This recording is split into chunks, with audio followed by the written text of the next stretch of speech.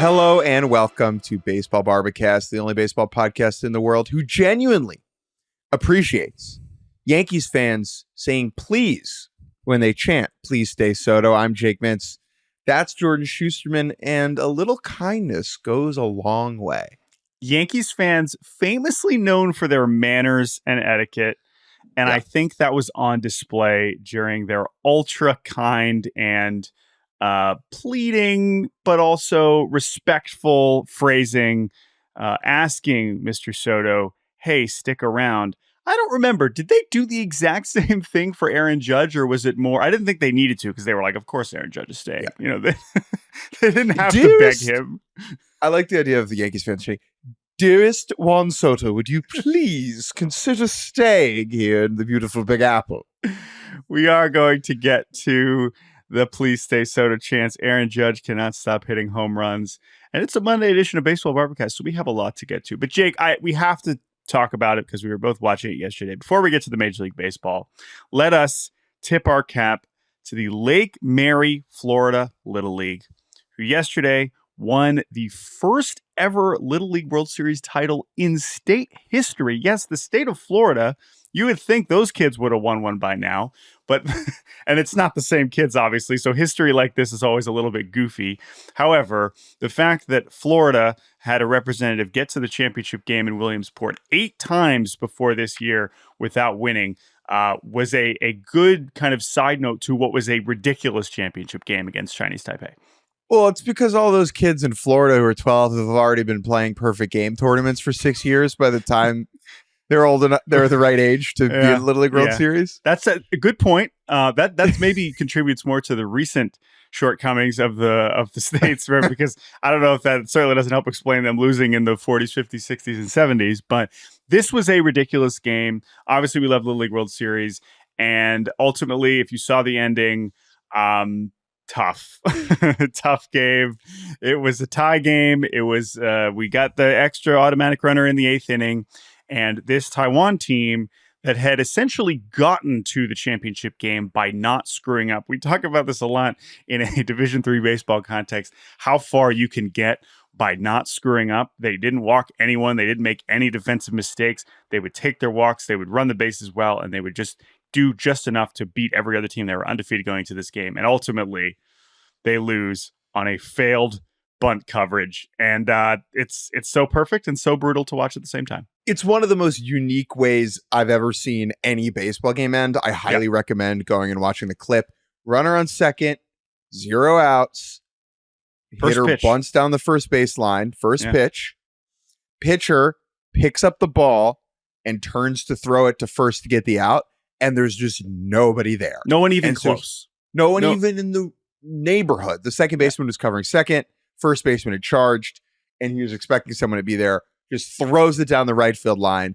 And the runner is not even really at third base yet, right? But it's just game's over, right? Like there's another 6 seconds of baseball that needs to be played, but everyone just knows it's over. And the moment I'll remember is the kid throws it, and the first base coach just immediately, the first base man coach, right? Not a child, just throws his hand in the air and just starts running home because he knows that his team has won it. Yeah. That combined with the third base coach, who is, I believe, the head coach for Florida, running directly to the second baseman who did not cover, who was in tears. I mean, the whole team is in tears. I mean, this is like the best and worst part of the Little League World Series is just how quickly it starts. I mean, there are games during these last few ones where like the pitcher is like visibly in tears on the mound while they're trying to like keep their team in the game. Like it's kind of an incredible spectacle. I know some people are uncomfortable with it, but it is still a very special event and an amazing way to win. I mean, Florida had to come back through the elimination bracket. They had played 8 games in 8 days or whatever, and it was a hell of an ending. So Williamsport, we love you, and I'm maybe try to get there next year when the Mariners are there playing the Mets. How many home runs would Aaron Judge hit on a Little League size field in a season? I want to know. Everything else is the same. Okay. Mm-hmm. Big league pitchers, big league outfielders. Right. But whenever Aaron Judge steps up to the plate, they press a button and the fences come into 200 feet. Right. Yeah. Is he hitting 200 homers? Is he hitting 150? Is he hitting this is the best part is I don't know if someone has written the whole thing. I've definitely seen tweets along these lines because you can do this now with all the StatCast, just like distance stuff. Like you can answer this question. So maybe I'll do this for UGLA later this week because there is an actual answer for this. Anyway, it certainly would not help Aaron Judge hitting balls that were not home runs, which right now in major league stadiums, I believe his last 6 or 7 hits are home runs.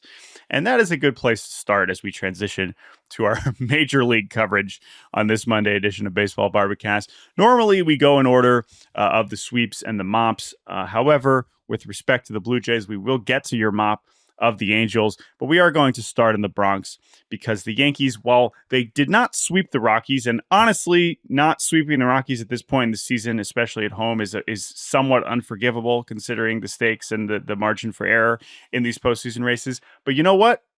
Yankees fans don't care because they sequenced it perfectly. You win. It's all about losing that Saturday game and dominating on Sunday to keep the vibes high. And Aaron Judge and the Yankees made sure that if you were going to drop a game to the Rockies, it would be on Saturday afternoon. I'm going to disagree with 2 quick things you said. Number one, it was a Will Warren spot start and he just got crushed. That's really all that happened on Saturday. And at the same time, it was Old Timers Day, so you probably would have preferred to lose on Friday and not on Saturday in this particular weekend. But the takeaway here, fair. And our little segment we like to call nuclear overreaction is that I, for the first time, think Aaron Judge could one day hit 74 home runs in a season. He's not going to do it this year. Let's just be clear. He's up to 51. He hit 2 on Sunday. He is on pace, I believe, for 63 or 64, which would break his own record of 62 that he had in the 2022 season. But just remember, Jordan, Aaron Judge was not good to start this season. Okay. I went back and looked on May 4th, Star Wars Day. He had 6 homers, which is a pace of 27, 28 home runs over a full season. For Aaron Judge, I mean, that is weak. It is weak crap, right? At this point, the idea of him hitting less than 40 years is hard to imagine. Since that day, he has 45 in 94 games. 45 homers in 94 games, which is a 77 home run pace. Now, doing that over 162 versus Judge would probably in a full season play like 158 games, whatever. Are you explaining to me why it's hard to get to 70? It's really difficult to hit 74 home runs, right? Thanks. Really not easy. Thanks. Okay, no, I appreciate that. But he's been on a pace above 74 for 4 months now. And so I think that whenever someone gets hot, can I give baseball media like a pat on the back?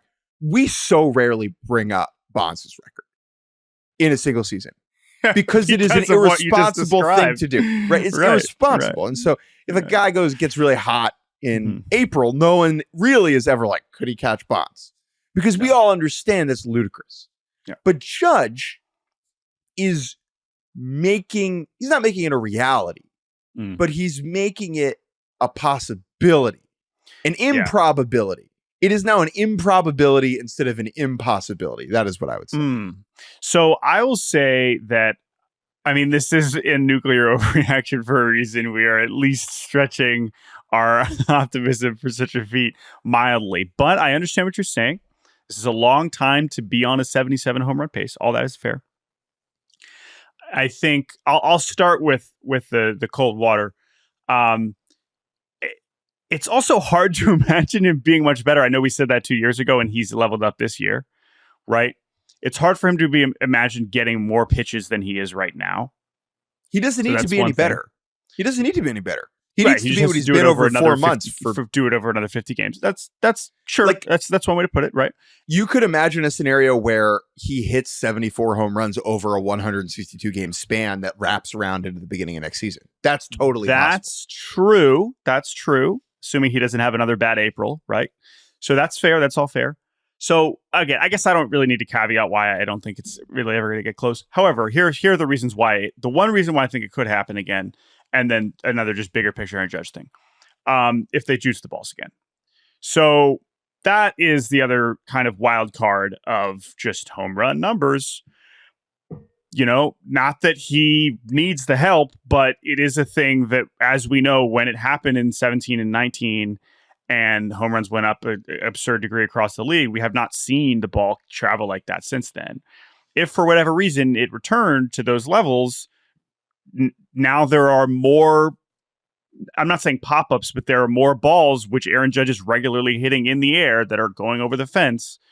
That is a thing where you would possibly see it closer to 70 and so on. So I'll just say all that. Anyway, the bigger picture thing is a very basic fun fact, which James Smythe, the fantastic Yankees researcher and who is always delivering for the S Network, always delivering good ones. But this is very basic. Aaron Judge has 350 homer seasons now. That's the only other players. Yeah, I put this in my weekend recap. Mm-hmm. He's the 5th player to ever do it. Yep. Of those other 4, 3 of them would be Hall of Famers if not for steroid connections, and that's Barry Bonds. No, Barry Bonds. Sorry, not Barry Bonds. Yeah, not sorry. Barry Bonds. Yeah, Mark McGwire, which is part of this amazing, which is why it's amazing, right? It's Mark McGwire, Alex Rodriguez, Sammy Sosa, and then the 4th guy is literally Babe Ruth, and that's Babe Ruth. And so when you put that in perspective and you consider, okay, maybe he never gets to Aaron Judge's or Barry Bonds' single season record, but it's certainly plausible that he has a 4th, 50 homer season and maybe even a 5th, which has never been done. I mean, those are the kinds of things that we're really starting to talk about when we are discussing not just this is one of the greatest individual seasons of all time, but why he's having one of the great careers of all time. Yes. And while his career totals will both impress and underwhelm because of how late he got started, I think that is part of the Aaron Judge conversation that we will start to have in the coming years as well, is just where he ranks in the all-time greats, because packing this many home runs into this amount of time is really staggering. So that's Aaron Judge. I'm glad we deserve to start the show with him. Is there anything else on him before we get to the Please Stay Soto stuff before we continue? Aaron Judge can really hit that ball. Yeah, he can. He sure can. But he was not the only Yankee hitting that ball on Sunday, as he went back to back with Juan Soto and Giancarlo Stanton. Giancarlo really making a difference in this lineup. What a surprise. Nice to see him hitting the ball over the fence again. But Juan Soto, who had been in a bit of a funk, honestly, over the previous week and a half or so, he gets a home run as well. We get Please Stay Soto chants in the bleachers that he obviously can hear. Aaron Judge is almost kind of like keeping the chants going, which is very amusing. And then, of course, we have a quote that I believe Juan Soto has already given multiple times this season, which is, "You gotta talk to Cashman." And all of that is true, right? Which to me makes me think. So yeah, I want to hop in right here. It's not Cashman. Well, that's also true. It's not yes. Cashman. We've made this point. Brian Cashman, who is the general manager of the Yankees, would like to, right? Some parts of roster building are difficult. Yep. I also, if I was running the Yankees, would do what I could to keep Juan Soto around. Yep. That's not that complicated. This is not a Cashman question. It's a Hal Steinbrenner, the owner of the Yankees. Correct. He needs to make that decision for how much money he is willing to shell out to keep Juan Soto around. The reason that we haven't seen any sort of in-season extension is because going to the open market is only going to drive that price up, right? Why would you sign the extension? Just take the money and you get the same or more in January than you could now. Yeah, I don't think any Yankees fans are disillusioned to think that an extension is getting done at this point. But again, it's fun stuff. I mean, the funny thing I think is like everyone going to like somehow directing their cheers towards the owner's box. I assume you can't see Steinbrenner during games, very rarely, if ever. Keep him, Hal. Yeah, keep him, Hal. Exactly. That is a little more logical plea. But anyway, it's all in good fun, and we love Juan Soto. I just like the idea that Soto has Mets and Yankees offers on the table in January, and they're pretty close. And he's sitting there, and he says, "Ooh, but the bleacher creature said please." So, oh, wait a minute. They did say please. No, I think this is great, and like.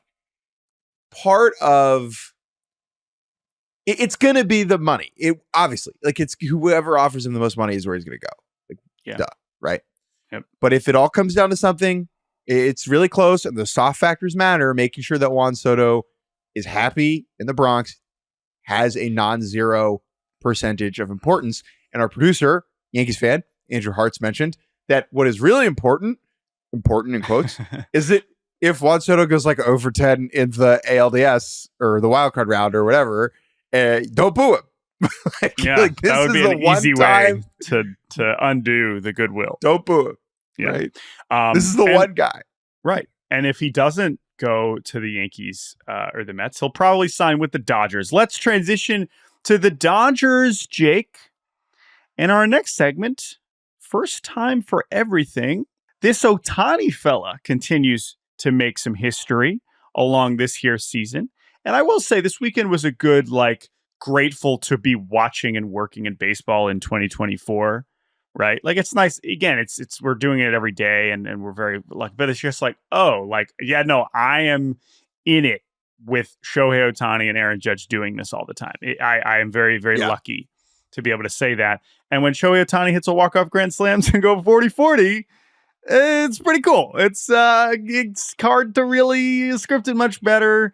And then the next day he throws a bullpen and then hits another home run, right? He's working his way back from Tommy John and he might go 50-50. I mean, it's definitely in play.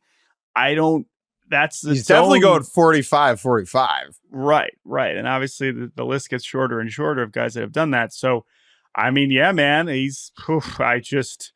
I will say my favorite parts of the weekend were what Junior Caminero was doing in Dodger Stadium, but the Ohtani stuff, the home run that he hit the next day. You're such a hipster. Screw off. You cannot tell me that you watched Shohei Ohtani go 40-40 and you're like, but Junior Caminero is really yes, Junior Caminero is cool. It's exactly what happened. But no, the awesome, thing dude. is the Ohtani, first of all, the base stealing. I mean, if we're going to have a 40-40 conversation, I do feel like the base stealing is worth zeroing in on. Yeah, I want to zoom out and talk about 40-40 for a second. So sure. 40-40 club, 40 homers, 40 steals. At the beginning of last season, it had only ever happened 4 times. Jose Canseco, Barry Bonds, Alex Rodriguez, and the one and only Alfonso Soriano. Okay? Yes. That's 4 times. Now, why was it so hard to do? For a lot of baseball history, there were just simply not athletes that could do both of those things. There were people stealing 40 bases all the time, and hitting 40 home runs was relatively commonplace. Mm-hmm. But just human beings couldn't do both of those things, right? The training and the athleticism, we just weren't there yet, okay? Then we get these freaks like Canseco and Bonds and A-Rod. And I mean, you could have maybe, if you want to throw the word steroids in there, you could do that, but we're not going to have it, okay? Then we change the stolen base rules, okay? We make it much easier to swipe a bag. And last year, Ronald Acuna Jr. goes, I believe, 41-73. Is that right? 41 homers, 73 steals? Yes, 41-73, correct. And that one was easy to include, I'm going to put this in quotes, people, legitimately, because he's still 73, right? And it was with the old rules, he easily would have stole 40. And I think we all agree with that, right? Mm-hmm. Now we have, for 2 consecutive years, someone going 40-40, and that's a big reason why Ohtani getting to 40-40 was just less of a big deal. If Acuna hadn't done it last year, this is something we would have been talking about a lot more. And honestly, something we should have been talking about a lot more. Now, I want to be very clear about something. Multiple things could be true, right? It is easier than ever to accomplish this feat based upon the rules of the sport, okay? It is outrageously impressive for Shohei Ohtani to do this. Comically impressive. Yeah. He got hurt, got Tommy John, realized he wasn't going to be pitching this year, and was like, I'll run this year. I don't need to worry about having energy to pitch or worry about getting injured. I'll just run all the time. And then he did. Right. Well, the bigger picture is they're like, hey, Shohei, you can't pitch this year. Sorry, dude. Can't do all your historic two-way stuff. Oh, first guy since Babe Ruth to do blah, blah, blah. He's like, all right, that's fine. I'll just make history as essentially the greatest DH season of all time. That is also a thing that's on the table for me. And I think it's important when you say, oh, well, he's running now because he can, but also because of the rules, right? Well, I know last year he was still worrying about pitching. But what's so impressive, I mean, he stole 26 bags in 2021, but he was caught 10 times. So that's not super efficient. He stole only 11 in 2022 and 20 last year and was caught 6 times. So, I mean, we've known that he's really fast. That's something we've said about Ohtani for a while. Managers love saying, I've heard like 3 different managers be like, the most underrated thing about Ohtani is how fast he is. And it's like, you're honestly probably right about that. Sure. Sure. Right. Okay. But that wasn't always translating into 40 stolen bases, possibly 50 stolen bases at a ridiculously efficient clip. He's only been caught 4 times. So it's that's just like that's like going to the Taj Mahal and being like, the snack cart was amazing. It's like it might have been, but it's like, okay, yeah, but look at that. But yeah, so he's 91% success rate is just incredible. So yeah, I think that what he's been able to commit to in terms of improving that part of his game is not insignificant. And yeah, I guess 50-50 is a thing that might happen. We certainly have never seen that before. I guess so. Soriano was 46 homers and 41 steals. Larry Walker in 97 had 49 homers, 33 steals. So there's other versions closer to that, but 50-50 would be, and then when you consider Acuna, only had 41 home runs last year, Ohtani 50 homers seems more likely than Ohtani 50 steals at this point, but both are very much in play. Jordan, if he has 49 homers and 49 steals, we need to go to the Dodger game and we need to walk up and down the aisles and we need to scream 50-50. Oh man, what a night, especially at a Dodger Stadium game. Think about the 50-50 pot. We could raise a lot of money. I mean, they're raising a lot of money in Akron. I went to double A game and they're like, the 50-50 jackpot is whatever. I'm like, oh my gosh, people are going in on 50-50. That's a great joke. I appreciate that. Dodgers win the series over Tampa. You mentioned rookie Junior Caminero just on fire. Yeah, he's awesome. And look, the Rays are meh this year. They're going to be so good soon. And we talked about prospects last week, how many guys they have coming, but just getting to watch Caminero now, again, he is Caminero's coming up next inning. I'm going to tune over and watch, switched over to the Rays game and watch him swing. And that in and of itself is an achievement.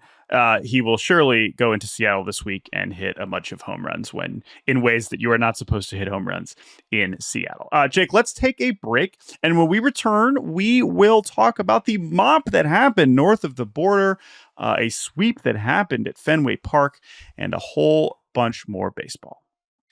And welcome back to Baseball Barbacast. Go get a bucket. Fill it with water. Put some soap in there. Go into your closet. I don't actually have a closet in my house because I live in New York. We don't have I have more closets than I know what to do with. Yeah, I'm sure. Mr. Live in Ohio. We have a 2-bedroom apartment. I have a nice, lovely apartment. I'm not complaining. I like where I live. Got a great deal on it. But we have, 2 like closets for clothing, but there's no closets for stuff, right? So my mop.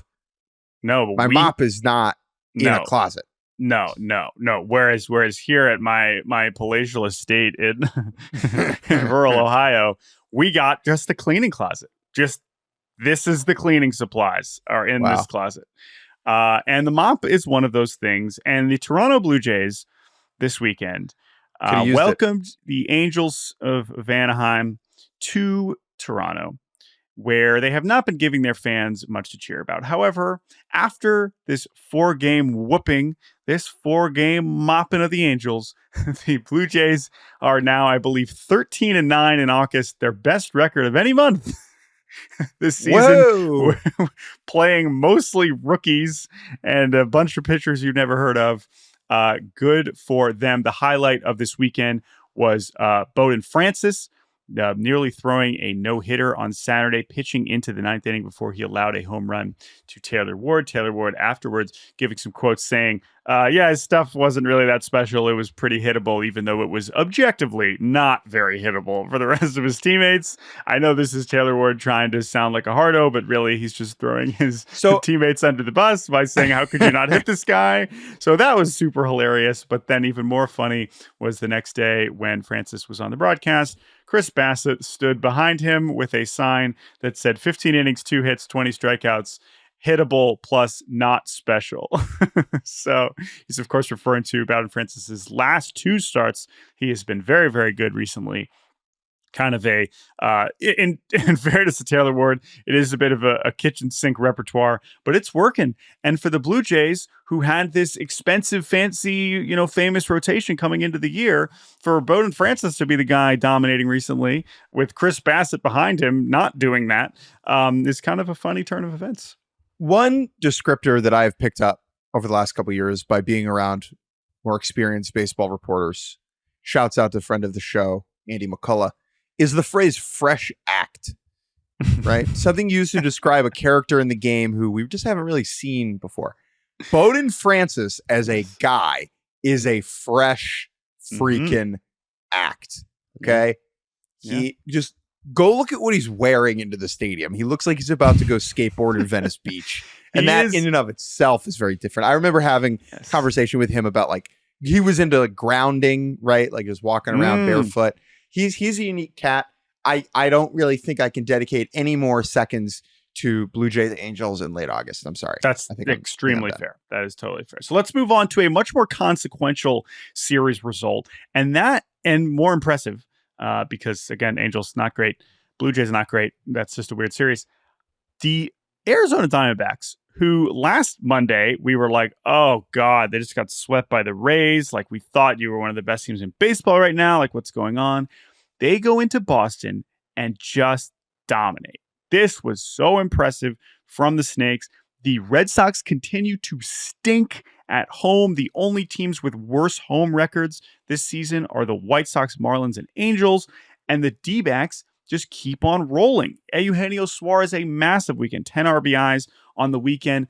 Gino leading baseball in RBIs since the beginning of July by a lot. Yes, that's even more than Aaron Judge. He has more runs driven in. And honestly, over that sample size, I will care about RBI because that means you are helping your team win. That is a thing that has happened, right? Okay, maybe it's not predictive to him being an MVP candidate, but that is a lot of runs that Suarez has contributed to the D-backs efforts. And that's obviously over the stretch when they have been one of the best teams in baseball. So just really, really, really impressive, especially on Sunday where it felt like, the Red Sox kind of were up early. They were up 4-0 through 4 innings. And as they have so many times in recent weeks, anyone that came in after the starter, but even Houck, it just got worse and worse and worse no matter what pitchers went out there.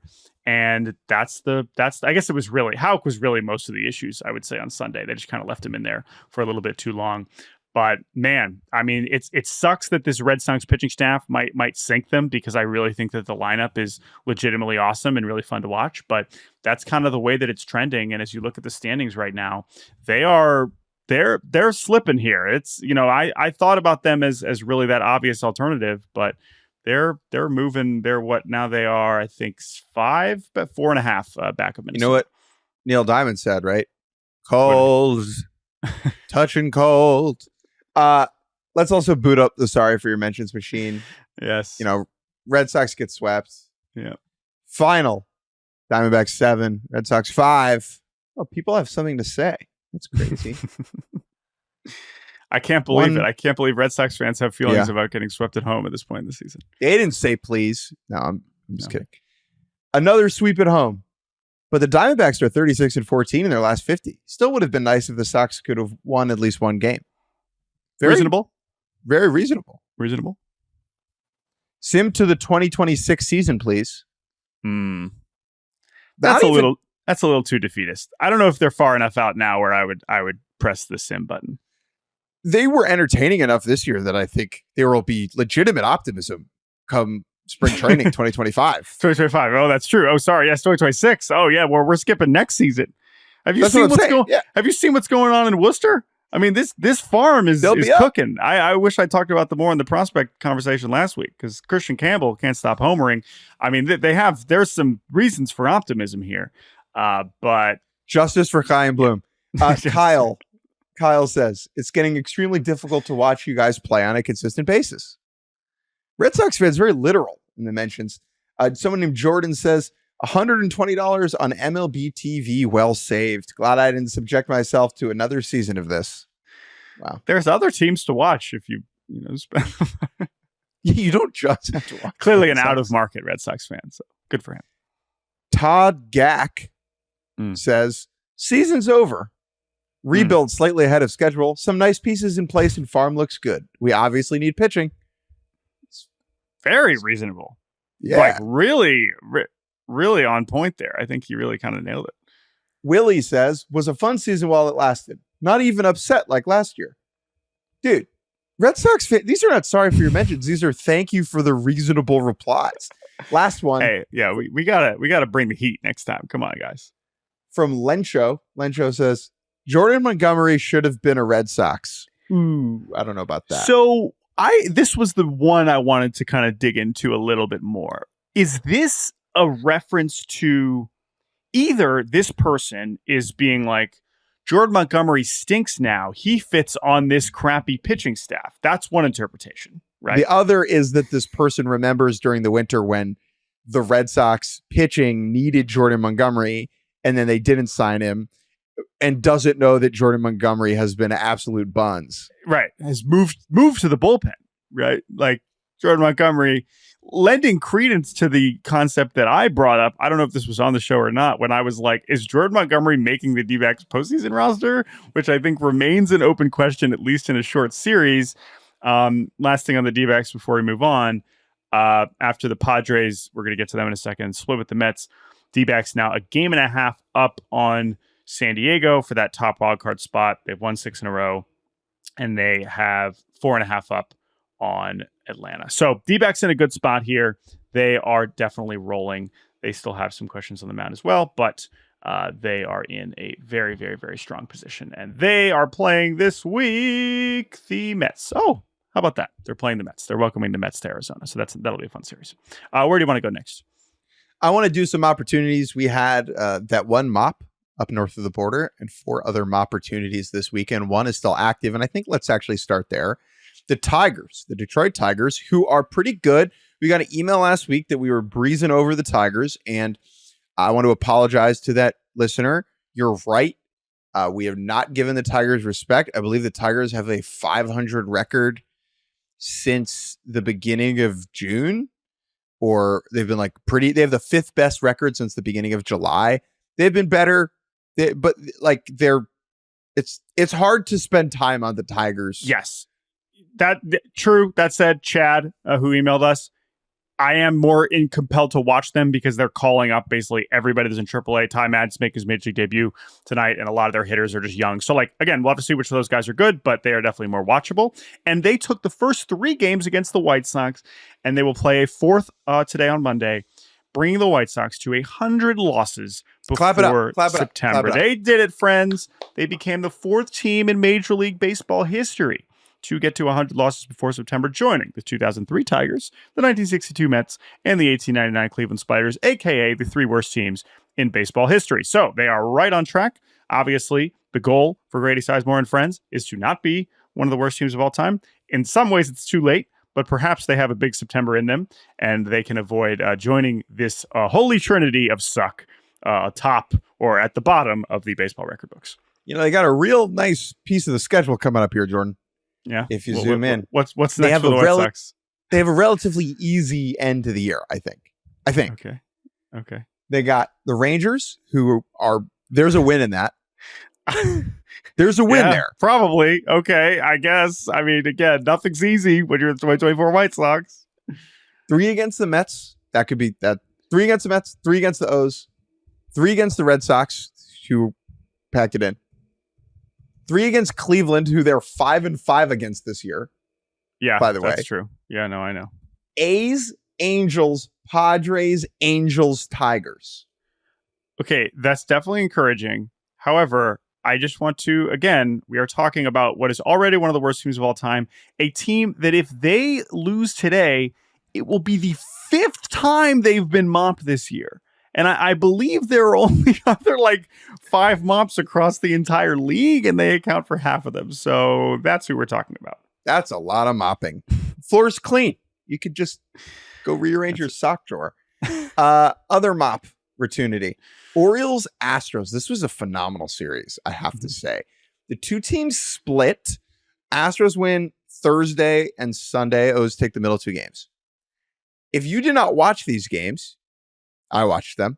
If you did not watch these games, you'd be like, oh, wow, the O's, good. They're starting to figure some things out. Not really what happened offensively. Of the 12 runs they scored in the series, 10 of them came on 3 swings. Okay? It's 3 different swings. So they get shut out by Spencer Arrighetti on Thursday. He in the postgame interview then says Astros are back, which is cool because he's from there. Right? Grew up an Astros fan. Apparently, he was at the 2017 parade as a fan. Love now that. he's getting to say Astros are back. I'm a Spencer Arrighetti fan. Yeah. O's look lifeless for much of Friday. Anthony Santander, go ahead grand slam in the top off of Abreu, right? Off of Abreu. Abreu has a clunker, and it's just pandemonium at Camden Yards. It was one of the coolest swings of the season. Totally. I don't know if go watch it if you haven't. Yeah. Kevin obviously crushed the call. Yeah. Santander is just a sensational player. He's going to get paid, dude. He's going to get paid. He's just cranking it. Saturday, O's down 2-0 for most of the game, looking totally sluggish. Bases clearing, 3-run double from Jackson Holiday on a pinch hit opportunity. Amazing. They win 3-2. There were only 3 runs on Sunday, were a Ramon Arias 3-run homer. Enough Birch Smith, please. He allows back-to-back home runs to Alex Bregman and Yainer Diaz on Sunday Night Baseball. The Orioles bullpen, again, there have been a lot of injuries for the O's, but everyone knew this was an area that they needed to improve on. The front office did not do enough at the deadline. That is a fact. Trevor Rogers already got sent out. He was horrendous in a minor league start on Sunday. I believe he allowed 9 runs, 9 earned runs, 10 runs total. Yeah. Not great. But this was a split. It was important for the Orioles to get 2 of these wins. But this is an offense that is kind of still in neutral. Adley Rutschman has not looked good for months now.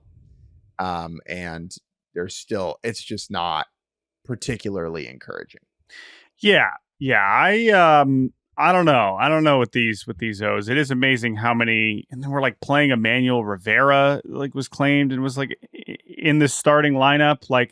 I was is Mountcastle injured? Banged up. He's injured. Okay. So, yeah, some strange things going on with the Orioles, just shuffling through a lot of players that you would think would not be getting regular playing time on a team this good. But credit to the Astros for bouncing back after 2 difficult losses on Friday and Saturday. And they remain in really strong position here. They are, I think, 4.5 up on Seattle. Seattle did win their series over the weekend, but there is still a comfortable cushion there for Houston. And yeah, if guys like Spencer Arrighetti are going to start pitching well, then they are definitely going to be in a pretty solid shape. West Coast road trip on deck for the Orioles, 3 in LA and 3 against the Rockies in Denver before coming home to face the Chicago White Sox. Wait, Angels or Dodgers? Dodgers. Oh, okay. All right. Well, that's got to clarify there because there's a difference. I know there's a difference. I'm just saying in terms of my optimism for the Orioles getting on again, there's certainly a difference there. We have 2 more series, 2 more, and then we'll take a break. Mets Padres, they split the 4-game set. Francisco Lindor is incredible. I want to talk more about him on Wednesday. Yep. Dig into him a little bit more.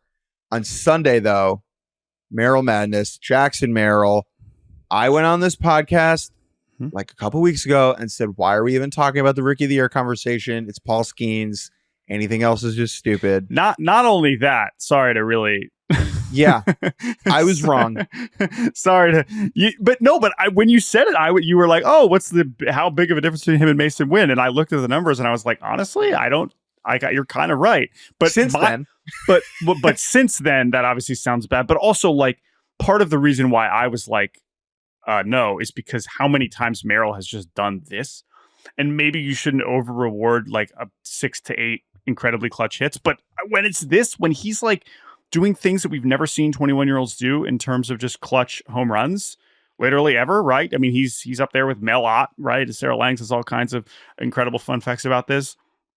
It's unreal, man. And he hits the walk-off homer off Edwin Diaz, and to split the opportunity for these two teams. Obviously, two teams where every game is ultra important. Profar with another ridiculous big home run in that game as well. So again, a nice, like, still a decent weekend for the Mets. Like I would say there was, but still, as has often been the case with them this year, you're left wanting more. You're like, okay, you clearly have enough talent to like put yourself in position to win a lot of these games, and then you don't for whatever reason. So that's definitely frustrating. If you're under the age of 23 and they're grouping you with Melot, the 6-letter assassin, you know you're doing something right. Doesn't even matter if it's baseball. Yes. Okay, if you're in college and you get an exam back and your professor writes no grade, just writes Melot. Yeah. You know you did a good job on it. Well said. Unfortunately for the Diaz family, that was not the only walk-off home run allowed on Sunday by a Diaz brother, as Alexis Diaz allows a walk-off homer to Yasmani Grandal on Sunday. Pirates taking 3 out of 4 against the Reds. The one game that the Reds won was an absolute rout where Rowdy Tellez ended up pitching scoreless ninth, I believe, which had the PNC Park crowd going absolutely wild. Paul Skeens threw very well on Thursday. I would say that's the biggest news here, is that it does not seem like Paul Skeens is going to be shut down, was something that people have speculated as the Pirates have kind of slipped out of postseason contention. It sounds like they're just going to spread his starts out and probably cap it at a little bit of a lower pitch count. And honestly, I think that that's a totally reasonable way to handle it. I think that kind of this off-ramp to the offseason is a good way to do it, instead of just being like, all right, Paul, you're done. I think that is a good way to handle it. And I hope that I'm the benefactor of that, as it seems like he will be pitching in Cleveland this weekend. So very much looking forward to that. I want to exile these two teams together, the Reds and the Pirates. They're just so disappointing to me. They bum me out so much, and I'm glad. I hope they just play every game against one another the rest of the year, so I don't have to consider them or think about them at all. Let's take a quick break, and when we return, we will talk about the player of the weekend, Garrett Stubbs. Welcome back to the end of Baseball Barbacast. Jake Mintz, Jordan Shusterman. Let's award our player of the weekend. And maybe it is unfair to give the player of the weekend to someone who only played in one game.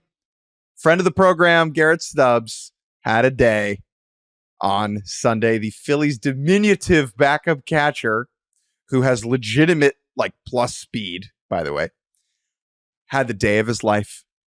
4 for 4 with a double, a triple, and a hit by pitch.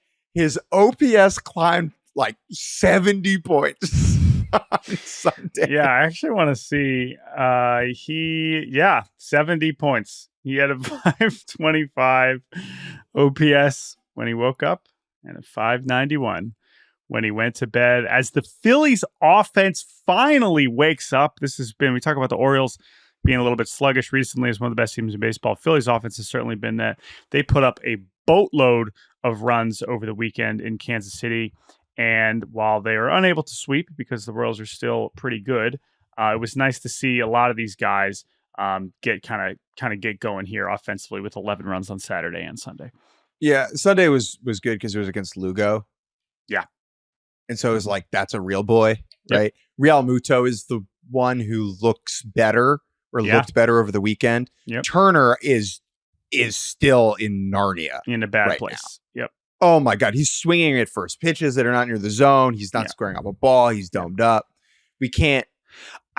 It's strange because with him, I don't know if it makes me feel better or worse that we've seen this from him before, we've seen this version of Trey Turner. And so on one hand, him come out of it. Yeah, we've seen him come out of it. So it's it doesn't make it any better when he's still getting a lot of important plate appearances right now. But yeah, he's obviously a streaky player in that regard. But nice for the Phillies. That's a really big road series win, I would say, for them at a time when you're losing to some bad teams. You feel like you can't find that momentum again.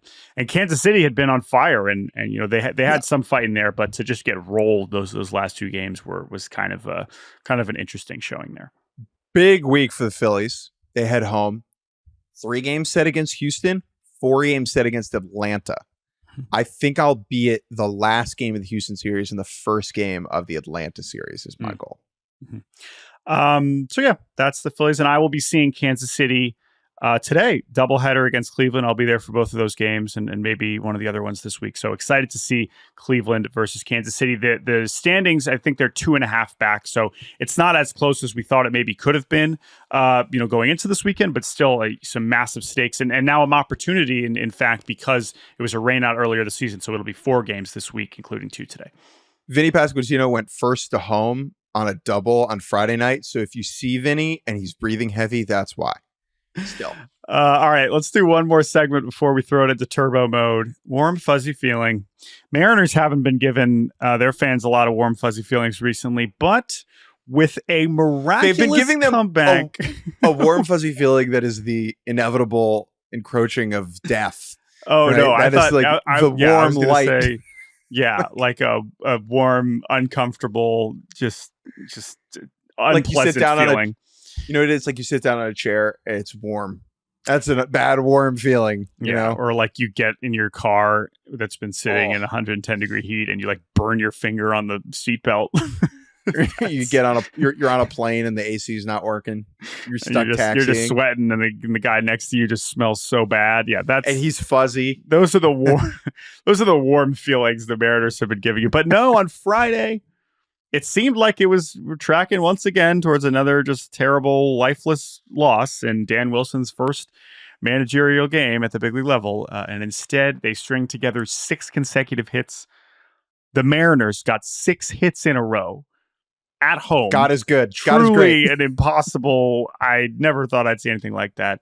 In fact, you know why I didn't see anything like that? I went to sleep. I didn't stay up for this game. Are you kidding me? You think I thought they were going to come back? And I've had a few of these, like waking up and being like, oh, let's see what happened to the Mariners. Oh, they won? They won? So, can you do me a favor? Mm-hmm. I want you to start keeping stats on when you go to sleep and what happens. So you are typically sensational at this. Like your record at picking nights, because you can't stay up for the Mariners every night. We wake up early, whatever. I want to start knowing your record in these games. So if you go to bed and the Mariners are within a run on either side, okay, I want you to write down what happened in the morning. The thing is, though, is that like that's the like generally in recent years when they've come back, like sometimes I'm just picking my spots and it's like, we'll see. Like I want to go to sleep, but like maybe I'll wake up and like there's the other team has their B relievers tonight. Like there's a chance. This is the opposite. This is like, I ain't staying up for this. Like, why would I stay up to watch them go 0 for 12 again over the last 3 innings? Like, there's no point in doing that. So anyway, instead, they come back, they win. They have a game that I thought they were having on Friday, on Saturday, where they walk a million times. They can't get the run in. They lose. Ultimately, they hang on Sunday for a crucial series win. And the warm fuzzy feeling is that everyone loves Dan Wilson and he wins this first game. So that's nice. But Brian Wu, I mean, my gosh, he now has, I guess, minimum 80 innings. I think the lowest ERA in baseball, or maybe second lowest behind Reynaldo Lopez, who still doesn't have that many innings. And he's just outstanding. He's pitched into the 7th inning for 5 consecutive starts after never doing it previously in his career. And he's just he's the 5 starter. I mean, if they make the postseason and they can line it up, I think he's probably starting one of those first few games, but he is really, really, really something special. So shouts out to him. Huge, huge, huge series victory for the Mariners. And they now welcome Tampa Bay this week, which the optics of that are obvious, right? The team that sold everyone, including Randy Arozarena, to Seattle. That could be a tough look. I'm interested to see how they pitch Randy. And Randy's certainly been struggling a lot recently, too. So they could really use him, kind of get going here. Also, considering that these two teams are separated, I believe, by a half game in the standings. Right. So obviously, like half at this game. point, Mariners are a half game better than the Rays right now. Now, obviously, the what's most important is the Mariners at this point aren't really focused on the wild card. They're focused on Houston, so it is what it is. But they obviously need to gain some separation for the team that sold as many players as they did at the deadline. All right, Jake. Here's my plan for turbo mode. I'm going to do it. I'm going to do it. Can we finish with Dylan Cruz? Because I think that's big news that we should have talked about more. So do everything, and then we'll finish with Dylan Cruz. Brewers take 2 out of 3 from the A's. Oakland avoids the sweep with a win on Sunday, scoring all 4 of their runs on 5 singles, which is adorable. That was enough. Mason Miller gets the save. The Brewers are very good. The thing to watch with the Brewers is, do they get a bye? So right now, the Dodgers are 78-53. Okay. That is a game and a half up on the Phillies. The Phillies are 76-54. They're a game up on the Brewers. So who has to play that extra round between LA, Philly, and Milwaukee is kind of a big thing to keep an eye on. The randomness of playing that 3-game set is brutal. Milwaukee's just been keeping pace with these other 2 teams. We'll see if that continues. Guardians take 2 out of 3 over the Rangers. Jhonkensy Noel remains it. He is the biggest boy. I love watching this gentleman play baseball. Cardinals take 2 out of 3 over the Twins. Andre Palante gem on Friday. Pablo Lopez looked really good on Saturday for Minnesota, which is very encouraging. They're going to need him in the postseason. And then a brutal Twins loss on Sunday, up 2-1 in the 9th after a clutch Royce Lewis double. Edouard Julien, who is tracking towards the most wrong I've ever been about a player, just makes 2 brutal, I think it was 1 misplay and 1 error in the 9th inning, and the Cards score 2 and take the lead against Yohan Duran. Wilson Contreras fractured his finger, which is bad. Cardinals are probably out of it anyway. Weird series loss for the Twins. Cubs take 2 out of 3 over the Marlins, whatever. The thing here is Pete Crow Armstrong with one of the most electric 14.08 seconds in the history of the sport with an inside the park home run, racing around the bases, full extension dive, sliding into home, safe, hyped up. PCA has a 793 OPS since July 1st. Okay. And he's doing that with a 255 BABIP. This is not a lucky batting average on balls in play inflated situation. PCA, who's one of the fastest players in baseball, as he showed, she is a guy whose BABIP should be at like 320, usually, right? He's going to turn infield hits into singles. So that he's been so productive despite being relatively unlucky is interesting. And all the under the hood stuff, barrel rate, hard hit rate, swing decisions, all are trending up over the last 2 months, which makes sense. Like, he's a 22-year-old rookie. Yeah. And I would say that's the last thing I'll say about PCA before we get to our last series is just like him playing every day is so important. No matter how disappointing this Cubs season has been, getting him these reps so that we can feel better about PCA, the hitter, going into 2025 is just so important. So it's been really fun to watch him playing all the time. The Cubs need all-star level position players. Okay. PCA could be that. And his show, like, if he has a 793 OPS over a full season, that he's going to be like a 6-win player. Yeah. You know, just because the defense and the base running is so good. Last series, Braves over the Nats. We'll talk about Dylan Cruz in 1 second. Braves win the first 2. The Braves are amazing, dude. They've just gone full skeleton crew. They got Gio Urshela. They've got Whit Merrifield, who made 2 brutal errors. Laureano, dude. I mean, like Sunday. Laureano. Like, they've been more banged up than any team in baseball, and that they're still in the mix is impressive. The Nats loss on Friday was brutal. Did you see this? Yeah. CJ Abrams, runner on third with 2 outs, ground ball to CJ Abrams. He just yeets it and Braves win. But hey, congratulations to the Nationals as they reached base against Raisel Iglesias. Raisel Iglesias, who did throw 2 scoreless innings in that victory, hit Jacob Young with a pitch. So perfection is over. I guess he still hasn't allowed a hit in like 3 weeks. But the perfect run for Iglesias has concluded. Sale was awesome again. Nice to see Mackenzie Gore throwing a little bit better in that one for them. But the big Nationals news, and we will finish with this, is that Dylan Cruz is coming up. And Dylan Cruz, the number 2 overall pick in last year's draft, probably deserves a longer conversation. But we will do that on Wednesday after he homers against Nestor Cortez tonight against the Yankees in his Major League debut. This is a player who we knew was going to be a big part of the Nationals' future the moment they drafted him. And while he hasn't like shredded the minor leagues the way even like Wyatt Langford did last year, he's already started to show why he was such a sure bet to be a Major League contributor in the near future. And while I think the ceiling is a little bit more undefined in a way that is not as exciting, I think. But I've never been so confident in a player being just a good major leaguer than Dylan Cruz. Like, this dude is so rock solid, and I think that is what the Nationals just need, right? They probably have their superstar ceiling, ridiculous, oh my god level talent in James Wood, but to kind of bring that with such someone who probably will be an all-star, just a steady, great major league player, maybe not right away. That's what's so exciting about Dylan Cruz getting to the big league. So he will debut tonight against the Yankees. Looking forward to that. And we will certainly talk about him more substantially as he kind of settles in to the major league level. All right, Jake, I got to go to Progressive Field as we got this doubleheader on tap. I know you don't have any games to go to this weekend, although it sounds like maybe you'll be making your way down I-95 to change that at some point. But we hope you all enjoyed this Monday edition of Baseball Barbercast. Thank you to producer Andrew Hartz. He was out there in right screaming, "Please stay Soto." No, I don't think he was. He was maybe doing it sitting, watching at home. Thank you, Hartz, for producing.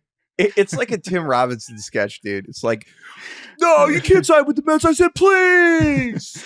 I said, I was nice about it. You have to stay. You can email us, baseballbarbacast@gmail.com, and we'll be back on Wednesday. Thank you all for listening. Sign with the Mets. You can't do that.